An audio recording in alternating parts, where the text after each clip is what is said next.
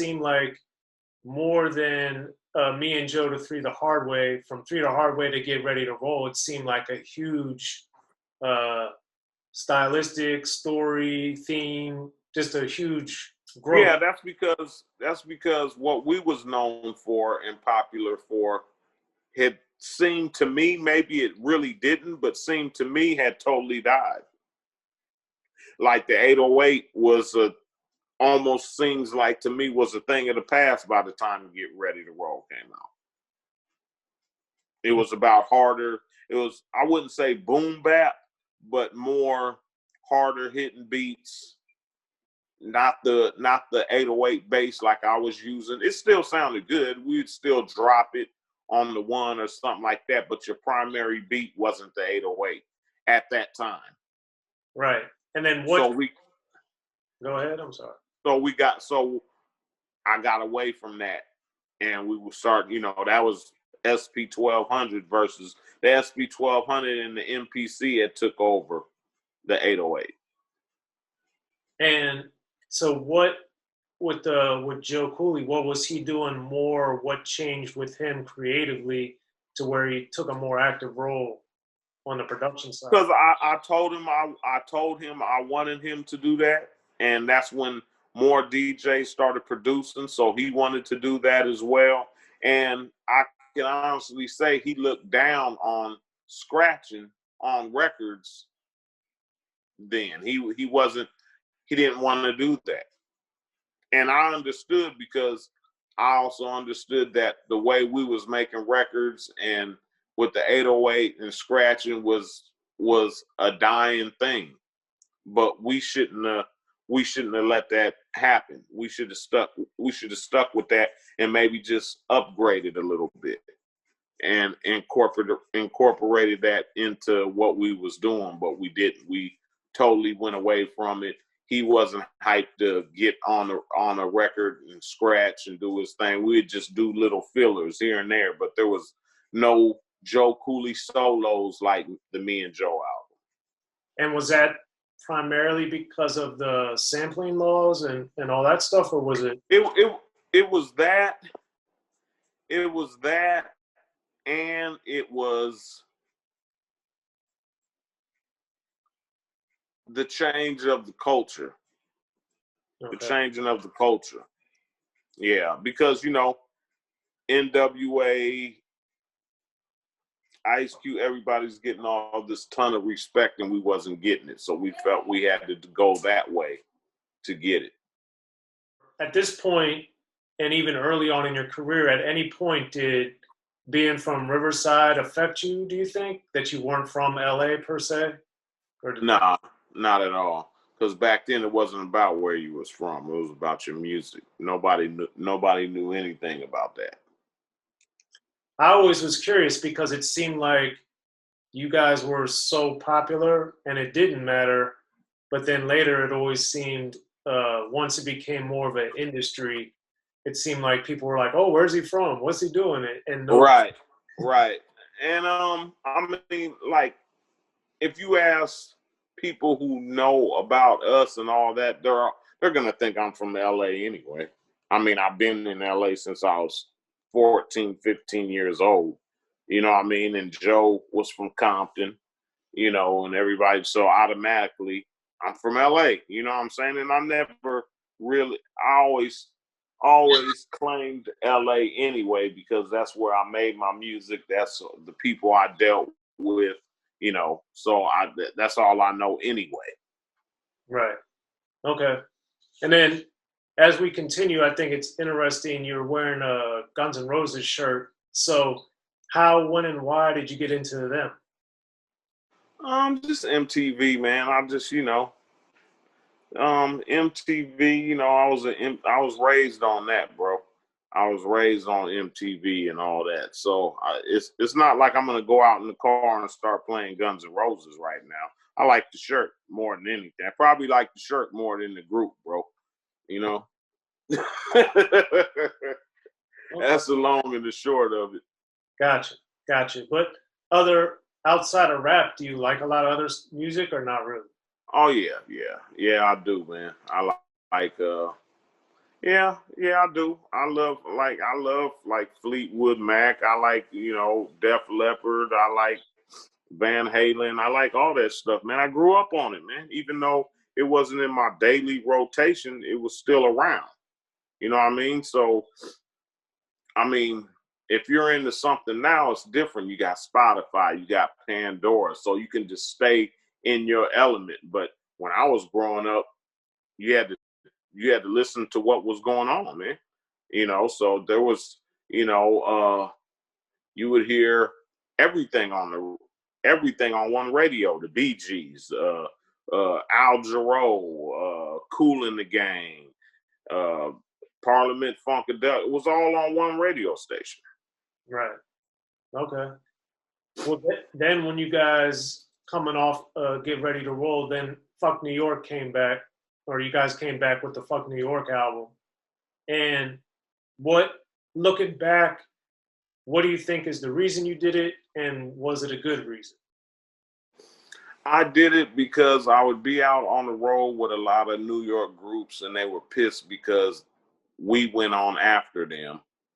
And the promoters would come and tell us, man, they don't like that. You guys are on this show, because they was New York groups. They felt like they owned it. And I get that now. I didn't get it back then. It would just piss me off then. So, and they wouldn't play our records. MTV wouldn't play our videos and stuff like that. So I said, well, if y'all not gonna like me, I'm gonna give you a reason. That's the young Rodney O thinking like that. So, and plus I'm like, I'm putting this out by myself. I'm gonna say fuck New York. And if anything, people are at least gonna know we got a record out because they're gonna talk about this.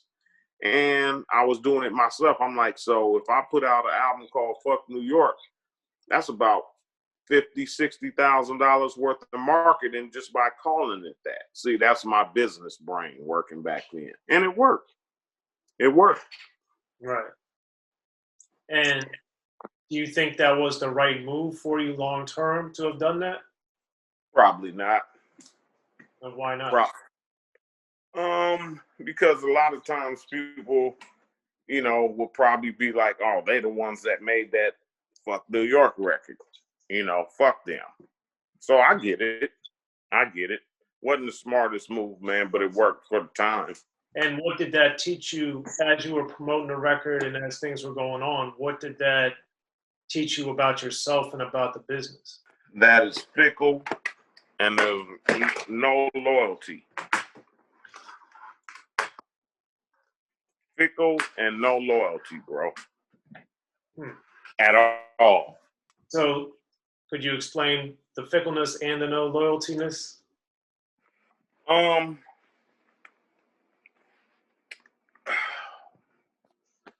Let me see. That it doesn't, a lot of times it doesn't matter if your record is good or not. If they got it out for you and don't like you, then it's not going to happen anyway. There's a lot of records that are great that don't get to shine just because of politics. You know that. Of course. And I understood that early on. And when you're young, you say, fuck that. I'm gonna be the one that's gonna change that. And you're probably not gonna change that. You get what I'm saying? Yeah. And I was always trying to go against the grain, and sometimes you just can't. Yeah, it's interesting because the irony of it is, as we talked about at the very beginning of the conversation, like we all grew up loving and cherishing the New York music, and then the animosity that later came with it, I think, was terrible on basically every level. you know? Yeah, yeah.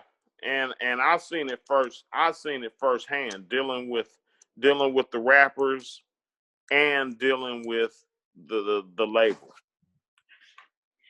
Dealing with both. But what was the difference you saw? that they didn't care about the West Coast groups. Right. They didn't care. They cared about N.W.A, but they didn't care about Above the Law. They didn't care about Tone Loc. They didn't care about Young MC. You know, they would play those records, but they didn't care about them like they cared about the other stuff and the props that they would give all the New York groups. You know, they would get a lot of burn time on TV to where West Coast just didn't get that.